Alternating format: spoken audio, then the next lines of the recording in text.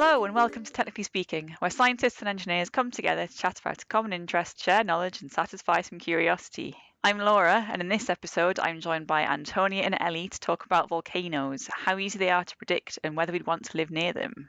Antonia, this came about because you recently visited Mount Etna, so what did you learn there? What was the most interesting thing?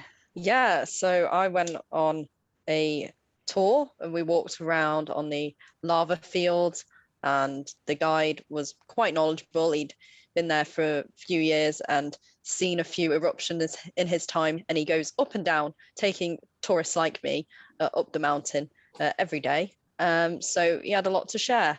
There were some really interesting things, but the thing that surprised me was someone said that people who have got houses and businesses sort of around the volcano can't get building insurance. And I guess I can see why, because I think it was the largest or most active volcano in Europe. So I can see why insurers are a bit nervous about it. But then why do people still live there? I'm sure, there must be a way for you to live there. Otherwise, wouldn't it just be not worth the risk of constantly thinking, is my house going to be there? Or, what could happen when a volcano does erupt? I like how out of all I assume there was a lot of sciencey stuff there. The thing you took away was some sort of engineering-y. Why can't I get insurance? I think because maybe for an audio medium as well, there were some great pictures and some great views.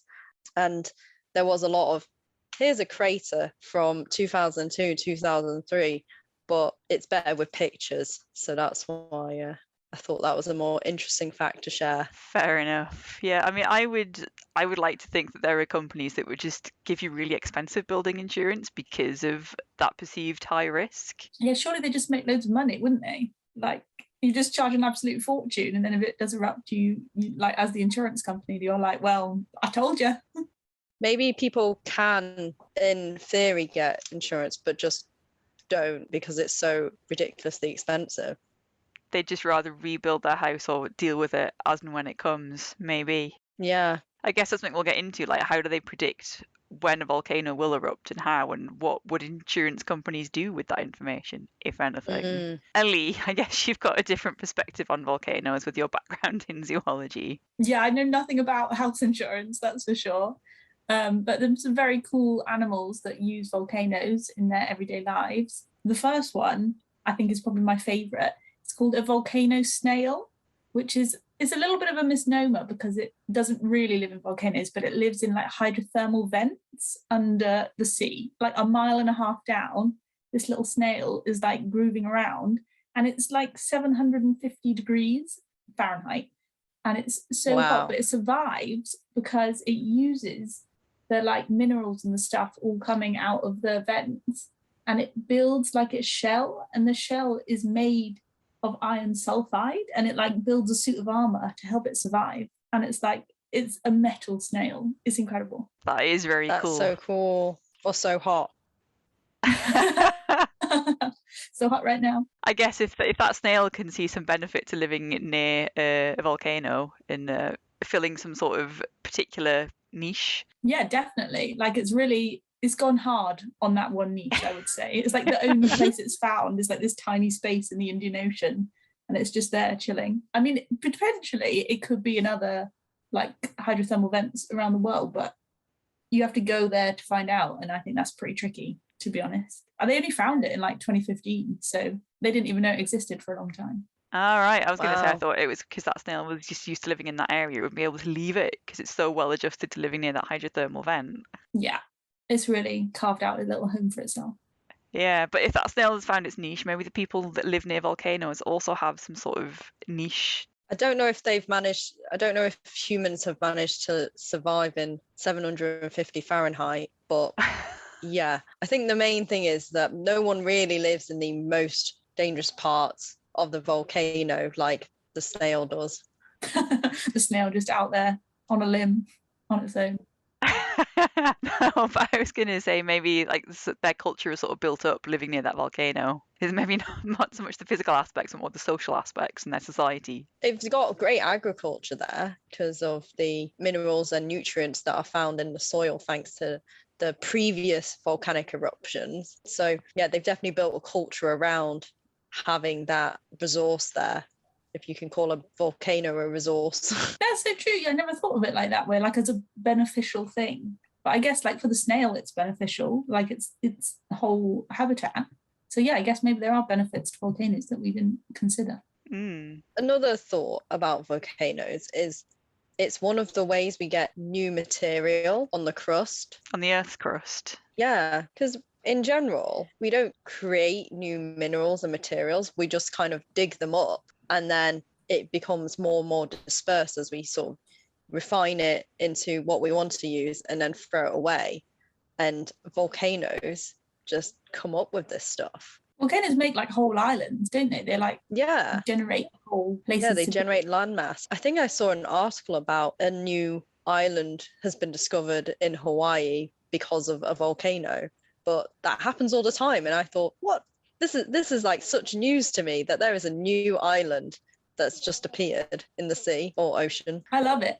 I think that's amazing. And like still as well, like I feel like this is the kind of thing that would have happened like way back billions of years ago. But it's like September 20th, just a new island rocked up. So I guess one thing we wanted to know, going back to the endurance thing, and also apparently to geotechnical engineering and mining, as Tony's just mentioned, is if you can predict the volcanoes, would that affect how people treat them or what people do near them? Would you be more or less likely to live near one or find the Earth's resources from one? In my very tourist experience, what the volcanic activity meant was because they saw activity and it could be dangerous, we couldn't go all the way up to the top. So that's my little slice of how it affects what you can do. But some of the things that they told us that they were monitoring to assess basically the risk of volcanic activity was temperature and the gas composition coming from the vents. And so they have a sort of levels of risk system, like high or very high. There, because it's a volcano, it's always very high, basically. And I thought, how do you go on with that? I'll tell you an interesting fact that I found when I was doing some research for this, was from the Smithsonian Museum's volcanism program, where they say that there are at least 20 volcanoes erupting at any one time. What? In the world? Yes. I mean, I don't live near one, so that just seems like craziness to me. But I guess a lot of those could be in unpopulated regions. Did you say 21? Or just constantly? 20 at any one time, yeah. Not the same 20, it could be like any 20. One might stop, another one might start. Some do seem to erupt for quite a long time, but it's not necessarily the big, explosive, scary thing that you see in the movies. It's just generally leaking lava. Does it have like a certain like threshold? Because if it's just, like doing a little bit of gas and a little, couple of things of lava, does that like not really count? Does it have to like really go for it to count as an actual eruption? So I found some categories that people put eruptions into. One was effusive and the other one explosive. Oh, so does effusive mean it's just like genuinely leaking a bit of lava or gas? Yeah, so it might not even so sometimes it's not lava, but it's actually rock. So it's already sort of formed and cooled down and solidified. So they also categorize it by what kind of things are coming out. So if it's mostly gas or if it's slow moving lava, effusive can be more dangerous than the explosive ones because of the material that comes out.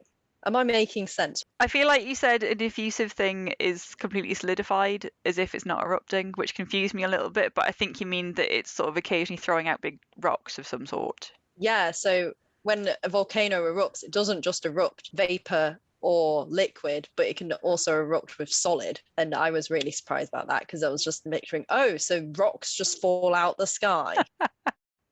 I had read something about pyroclastic flows, which you tend to think of a flow as being a liquid thing, but no, it was pretty much like gas, ash, and rocky particles.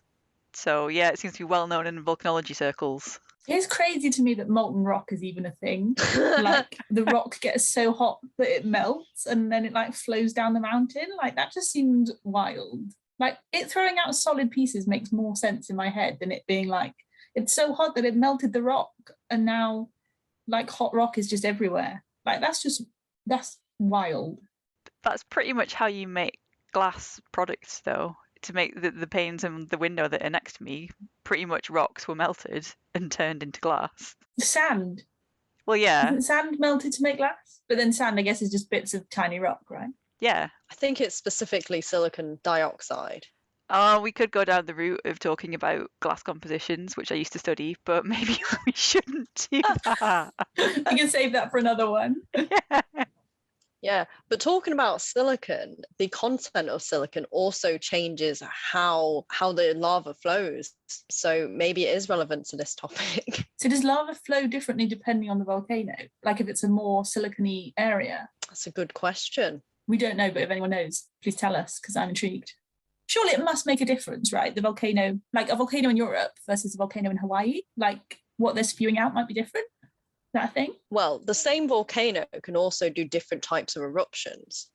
So it will be at different temperatures, different material inside it. And also, it's not just like material coming from the crust, it's deeper. Don't know. How far does it go? How different is the material? I imagine there are a lot of multi-dimensional diagrams that have been drawn by geologists and volcanologists that talk about different magma compositions. Because strange-shaped diagrams are something I vaguely remember from my undergraduate degree in earth science. But yeah, I could definitely see how different compositions combined with different temperatures would create different viscosities. That makes sense to me. But you also mentioned there can be different types of eruptions from the same volcano. Did you happen to come across anything that explained why they're different? No. That's okay, because neither did I. Ah. That's what I was wondering when I was doing the research. I found a lot of sort of quite generic stuff that was like, they just kind of look at it and collect all these data and they know. And then at the other end of that, I went down scientific academic published papers route that got really, really specific really quickly and just confused me. Yeah, I started reading the US Geological Survey about their volcanic threat assessment to try and understand how they assess threat. Unfortunately, because it's an ongoing thing, it didn't explain the methodology in this paper. It just found the results, and I wanted the methodology. But interesting, they have in general classified them with a volcanic explosive index, and then they talk about different types of eruptions, and it seems like they've named them after places. So there's the Hawaiian eruption, Strombolian eruption, a volcanian eruption. Yeah, he just got bored at that point. They just had enough. They wanted to go to the pub. Volcanian eruption. Come on. Yeah, we can't think of anything more original now. It's just a volcano that's erupting. Not spelt volcano, but Vulcanian. I don't know how to really pronounce it, but like Vulcans, like as in Star Trek. Yeah. So okay, figure out how does a volcan erupt? They're not meant to do that, right? They're meant to be all about reason and logic. Ooh. Are there volcanoes on Vulcan? Are we missing something? I did come across a paper about the Las Palmas eruption last year, which I somehow completely passed me by, and I find that odd because that's not too far from here. It's in the Canary Islands, right? And it's quite a popular holiday destination. Is that the Lanzarote one? That area, yeah. It erupted for 86 days, finishing on Christmas Day last year. Wow. Did someone throw something in it? I always feel like, when they finish at like weird times, like someone's had enough and they're like, right, we need to sacrifice something. Someone trek up to the volcano, we'll chuck it in, it's Christmas, I've had enough of this. Put your turkey in the volcano, calm it down. Can you stop an eruption? That's a thought, isn't it? If you pour cold water on it, could it stop it? But how much cold water did you have to pour on it if there is magma erupting to solidify the magma, though? And would that work? Because some of the eruptions are due to a pressure buildup, right? Which is when the magma can't escape. So if all you're doing is creating a plug that will become pressurized. Such a really bad idea. I think you'd make it worse. Yeah. And create a load of steam in the process. But then if it's pressure, how is it still going for 83 days, 86 days? Like, you'd think pressure would be like one huge woof. I got the impression it depends on the type of volcano, but they did say that they looked at stress buildup in the earth. So sometimes it's sort of a weakness that it's found in the mountain. So maybe as it was erupting, it kind of found new weaknesses, and so that's why it just kept going. Oh, so like exploited it more. Did it like weaken the mountain then as it erupted? Yeah. And then like it kept going, and then there was more cracks and more Yeah, cracks. there must be a case study on this Sure. on this eruption. I think in my head I thought volcanoes did like a day, you know, like, oh, it's erupted. What was the name of that volcano? Because now I'm going to look it up. It just said it was on La Palma. It seems to be the whole thing is pretty much a volcano. Wow. And they just classify it in different zones depending on what's erupting. Someone did some modelling to predict what sort of eruptions would occur and what the effects would be. And they based it on things like the previous lava flows in the area and how far they spread, and the sorts of ash clouds and ash deposits that would develop, again based on other volcanoes around the world. And then they tied that in with sort of weather data to predict where these ash clouds might go depending on the direction and strength of the wind, and I guess whether it's raining. I guess they determined what was the sort of most important things to monitor, like knowing how far it might go and protecting those homes and businesses and infrastructure, or like preventing ash from disrupting aviation. I never fully understood why that was a thing. Do you remember, like, I don't remember what year it was, that huge Icelandic volcano erupted and then no flights could fly because they were worried about all the ash getting in the propellers or the engines of the planes. But like, why was that bad? What was wrong with the ash that it was so like damaging? Because I just assumed it was going to be like thick fog, but obviously it was more than that, right? Guess you don't really want foreign materials in your engine. I mean, I suppose, yeah, it's not worth the risk, is it? If they're like, oh, we're not sure what it'll do. Let's fly a passenger plane full of people across the sky.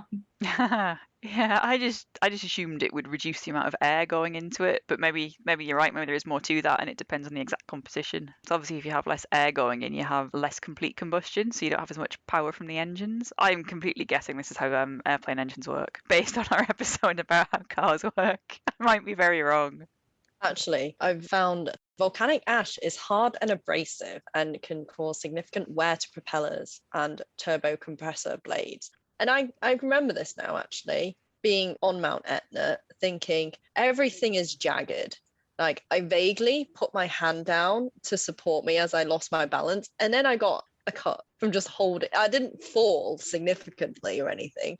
I just kind of wobbled, grabbed some rock. Yeah, definitely wouldn't just want to chuck it into my plane and see what happens. Fair enough. So it is pretty abrasive, pretty sharp stuff. Yeah, and you were right as well in that it would contaminate the fuel air mix. Yes, that's partly right. Yeah.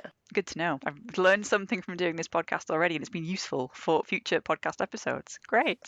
One thing I guess people need to think about when they're looking at the risks of volcanoes is how many people live near them. And this is kind of what we're talking about in this episode, isn't it? Would you want to live near one? Why would you live near one? It turns out millions of people live near volcanoes. Wow. Millions and millions. I found a list of sort of the top 10 most highly populated volcanoes. The most populated one is in Mexico, and it has 6 million people living within 5 kilometers. Wow, okay. And it last erupted in 1952. Did any of the lava flows like get 5 kilometers, or is that one that just does a little fizzle of gas and then that's it? I didn't really find a lot of information on that. I got distracted by the fact that only 3 people died as a result of lightning strikes caused by the eruptions. So no one died because of the ash and because of the lava or anything, but because of volcanic lightning. Because of volcanic lightning? Yes, and I just thought this is a mad thing that films made up to make volcanoes seem even more dangerous. Wow. But no, it's an actual phenomenon that's not all that well understood. Wow, that's so, like, can you imagine?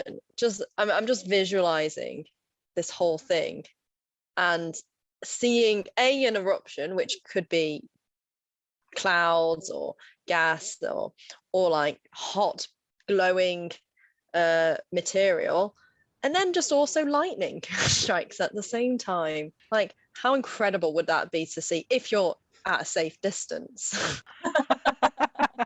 Yeah, if you're standing in the midst of it, maybe not so impressive, maybe just terrifying. Yeah, 6 million people are legging it, and Antonio's there, like taking pictures, like, trying to get it in the frame.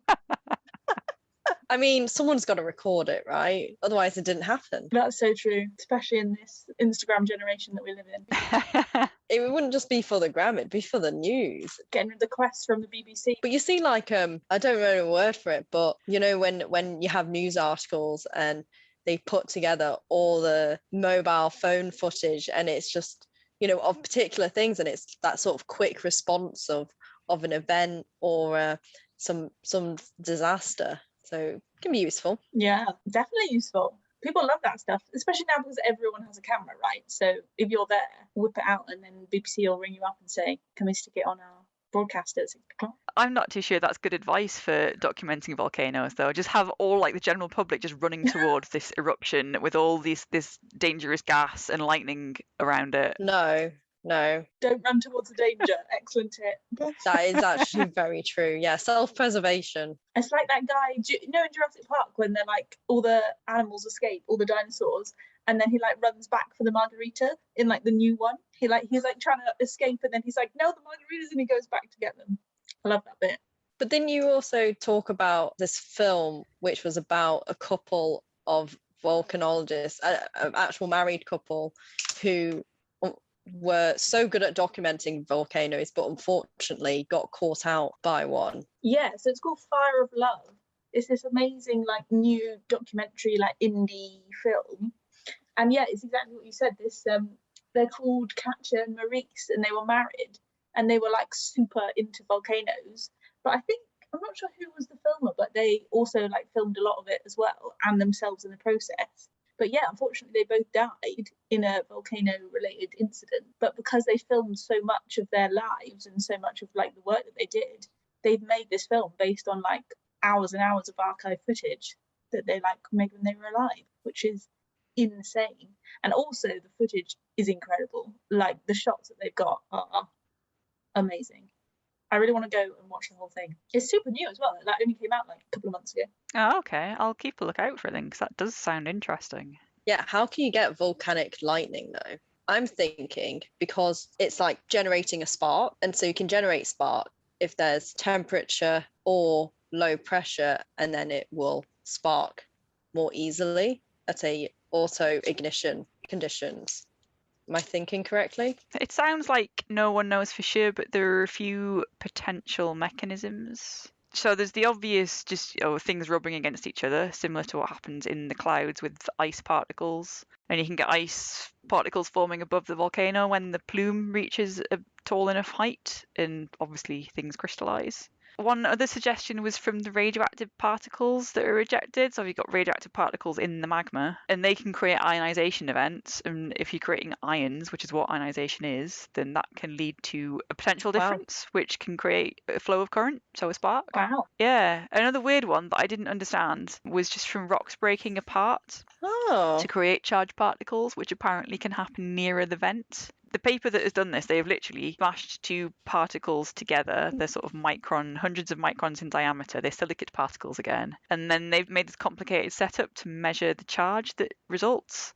And they don't seem to have a very good explanation for the mechanism happening at a smaller length scale than that. And I'm sitting here thinking, with my interest in atoms, how does that work? How are you creating some sort of ionization from that? I'm also thinking, this sounds really bad, how could they not know if they know what rock they have and they smash it together? But I guess then actually rock is a very complicated material. It's not just like a metal or element, it's such a mix. Well, I think this was pure silicate particles. I didn't see where they got them from, but you can buy like sort of lab grade silicates, I guess. And then they smashed it together and saw lightning. They observed a charge. Okay. Using some charge collection devices. No, they didn't actually see lightning. But if you have a charge build-up, then obviously that can lead to a discharge. And if it's if the discharge is big enough, I guess you would see lightning, sparks. I just googled volcanic lightning because I was intrigued. And if you go on Google Images, they are incredible. Like I feel like they're very highly edited, but they look insane. It's like coming out of the ash cloud. Apparently it's a thing, if the ash cloud is big enough, then you might get volcanic lightning. Right. Yeah, so if we're going back to predicting the risks from a volcano, I wonder how they even attempt to factor that in if the mechanisms aren't that well understood. I guess it's just from observing previous eruptions from similar volcanoes. And does it have the same characteristics? all right, then maybe lightning is likely. Yeah, that's true. Maybe if you've got like previous data on like similar ones in the area, because I feel like volcanoes tend to be like there's like a volcanic area, isn't there, because of all the plates and all of that sort of thing. So like if one does something nearby, then maybe it's likely that the others will do similar things. Yeah, a lot of the articles that I saw about forecasting did seem to be based on the previous activity of the volcano, although they recognise that previous activity doesn't necessarily predict future activity. I sound like a financial analyst here because they say the same thing.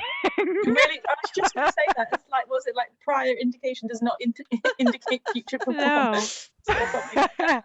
But there can be changes happening below the Earth's crust that we can't necessarily see. Like I saw a lot of talk about trying to understand the volcanic plumbing, so how the magma chambers underneath are connected together, but I didn't get a good description of how that affects what we see at the surface. I mean, how do you even start with volcanic plumbing? I'm still on volcanic lightning.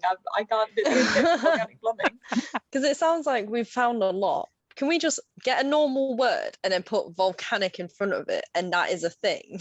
Yes, definitely. 100% that is true. Volcanic cake. I made a volcano cake. Oh my God, I can't believe I haven't brought this up. When I was in school, we had a geography lesson homework thing, and it was to make a cake in the shape of a volcano. And I did, and it was chocolate, and I had like pieces of crystallized ginger for the lava, and I had icing that was like red and yellow and orange. It was incredible. And we cooked it in a pudding basin so that it was like domed and it had the crater on top. That's probably the best cake I've ever made, actually. It was chocolate, obviously. All the best volcanoes are. And it had like flakes crumbled up to be rock. Volcano cake, 100% a thing. There you go. Yeah, I remember also building a volcano, but we didn't want to, because we also had to do the eruption in inverted commas, but the only way we were told was bicarb and vinegar. And I didn't want to make a cake that I couldn't eat. So we just made it paper mache. I feel like paper mache was traditional. I don't know why we decided that cake was the way forwards, but we did. I also have a feeling that chemical reaction isn't what's happening to create a volcanic eruption in actual volcanoes. There is CO2 that is part of it, but I think there's also sulfur, which was not in the bicarb and vinegar, thankfully. Otherwise, we wouldn't be able to eat it. No, it's not a thing I've seen coming up that they look at the pH and the different whether it's a base and an acid reacting together. What I'd seen was more about, you know, as we were saying, like different compositions and different crystals, crystal sizes and crystal shapes in there that would affect lava flows. I've just taken your wacky, crazy conversation and turned it into something far too practical. We just want to eat cake, Laura. There is always time for cake, volcano or otherwise. Is that a quote from somewhere?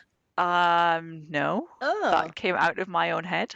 But is there time to have cake if you see something happening and maybe the early warning system of the volcano is going? Would you then still have time to eat cake? Yeah, how much time have you got? That's what I want to know. Like, how do they predict it that it's going to go off? And if they do predict it, like, is it within 12 hours, 24 hours? Or like, we think it's going to go in the next couple of hours, like you need to leave? Because I've been looking at more animals that like survive in a volcano-y way. And I couldn't find loads, but there's this one which is pretty incredible. It's the Galapagos land iguana. And so it lives on Fernandina Island, Fernandina. And it's pretty incredible because they take advantage of the thermal heat coming off the volcano. And 2,000 of these iguanas, right, trek for 10 days from the coast of the island all the way up to the volcano crater floor. And then once they get there, they lay their eggs in the ash of the crater because it's the perfect temperature to incubate a baby iguana, right? But apparently they're able to sense increased volcanic activity, and then if it's too, like, if they feel like it's too dangerous, they leg it and they don't go into the crater. But how do they know? We're just gonna have to watch them and see what all the other measurement systems are doing at the same time. If you see 2,000 iguanas legging it past your front door, you know you've got to get out. And just see what spiked, you know.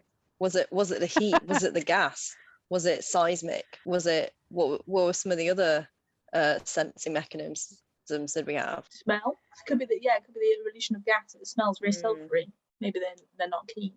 Changes in gravity and magnetic fields is another one. Ooh. Imagine if an animal can detect magnetic fields. What would that be like? But they can do that, can't they? I thought they could already do that. Isn't that part of some migration techniques? The magnetic fields of the Earth. That might be wrong, but I feel I would do more research into that because I feel like that is true, that some animals do know about magnetic fields. Yeah, I think I heard the same thing, but I couldn't say exactly why without more research. Future episode, I think. But I mean, the way humans do it is they use a whole different range of techniques, right? So did the iguanas do the same thing, or do they have some more refined way of sensing a particular You thing? must have one like really good sense that is like a volcano sense. That's like, because obviously they've lived there for so long. If they've evolved along with the volcano, then it's like an evolutionary advantage to survive. So if you didn't know when it was going to erupt, then you'd be pretty dead. But what if they were very pessimistic and just never used the crater, because they thought, oh, that's a bit risky, let's not use it this time. And so that's why they survived. They're just really cautious. Yeah. But then they'd never lay their eggs, would they? So then they wouldn't have survived, because if they were too cautious, they'd never have made it to the crater in the first place. Do you think there are different Galapagos land iguana behaviours where some of them are like, no, I'm not doing that, it's a stupid idea, I don't care if I never have children? I can just imagine the conversation. It was 10 days to get here. You're really not coming down. No, I'm not doing it this year. I don't like the look of it. I've just got a feeling. Maybe there's a certain like portion of the iguana population that's always going to go, and the rest of them are like, nah, not today, thanks. Do you think there used to be like 2 million? And they've all been like, they've died out because only the bravest ones survive, or only the ones with the best volcano senses. Yeah. How long has the Galapagos land iguana species been around? I would say probably a fairly long time, but I couldn't put a number on it. I guess something different to think about in relation to volcanoes, going back to your point about the Iceland volcano that I think was in 2010 when it erupted and stopped flights, was like the big effects that some volcanoes can have. There are a few disaster movies where they erupt to an extent where they produce all this ash that completely changes the atmosphere and kills all life as we know it, because the sun can't get through and it could get really cold and whatever else. And I swear that was a thing in my geology lectures in my undergrads, like 20 years when I did this, when I was studying this, that there was a large volcano that did actually hasten huge changes in life. This is how like the Earth's atmosphere was formed right in the beginning, right? So like if you go back like 4.5 billion years, all we had were volcanoes spewing out gas and rocks and all sorts of things. And it's only because of that, and because of like the Earth gradually cooled down, that we got water and enough. Like there was way more carbon dioxide 4.5 billion years ago than there is now. And then gradually that cooled and then formed like a more normal atmosphere. But obviously it took billions of years to get to that. I was going to say we can't really expect another volcano to erupt and sort of save the climate emergency that we're precipitating by human activities. That would be great. Can you imagine if that happened? If it just wiped out all of the emissions since the start of the industrialization age. Yeah. Yes. That would be a great benefit if you had better air quality. Would you have better air quality, or would it be a bit too sulfuric? It's full of minerals though, isn't it? Like they're really good. Like, you know, when you get wine from volcanic regions, isn't it supposed to be like really different because of all the minerals in the soil? So that's why people live near it, for the wine. Yeah, I mean, Sicily is built on olive oil, wine, pistachios, also almonds. Because you can grow it because the soil is so like nutrient rich, right? Yeah. So maybe it's like in the food that you eat rather than in the air. Like you're just getting in extra volcano nutrients. All right, so I'm imagining an extreme environment that has strangely rich soil that's good for growing things, but questionable air quality. And at some point, something terrible might happen, like either ash choking me or laying on roofs so heavily that it causes them to collapse, which apparently is one way that people have died from volcanoes. Oh my god. Yeah, or being struck by lightning. Is that somewhere I'd want to live? Are the benefits worth it? And what would I need to do to adapt to live there with less fear of death? Surely the chances are pretty small. Like, the benefits potentially outweigh the good, because loads of people live in volcanic regions, right? Then all those people that live in Mexico. So like the chances of your home like getting destroyed, you getting struck by volcanic lightning, have got to be pretty low. It all depends on whether the volcano is going to go erupt in the first place, right? Or how severe it is, because if it's constantly erupting but it never really does very much, it doesn't reach you. I mean, yeah, maybe don't live on the crater rim, but I think one of the worst eruptions of Mount Etna, from where it is inland, it did actually erupt into one of the major cities, but the last time it did that was the 1600s. So you're not going to live 400 years. So maybe that's why people are okay with living there, because the next eruption isn't due in their lifetime. I guess it's about knowing your volcano as well. Like if you know that your volcano is pretty minor in the scale of things, and it might do one small eruption, but chances are it's not going to do anything big, then it's probably fine. And you can just enjoy all the nice wine and almonds and pistachios. But then if you live like by a really scary one, then I guess you might be really concerned that it would destroy your home and livelihood. But then that's providing that you have the like opportunity and means to move. Like some people don't have a choice, do they? You've got to live where you've got to live. So given everything we've just discussed, would you guys live on or near an active volcano? Oh yeah, go on. A little bit of danger. I feel like I'd enjoy it. Do you want to live with the land iguana? Yes. I mean, no, because there's not much there apart from them. But I quite like it. I could take a trip to the Galapagos. To be fair, living in the Galapagos would be great. Yeah, I'd risk it for the volcanoes. I think I'd be all right. I'm pretty risk averse, so I wouldn't. It's just too much to handle as a baseline, being in a very high risk eruption area. I quite like how mild the UK is in every way.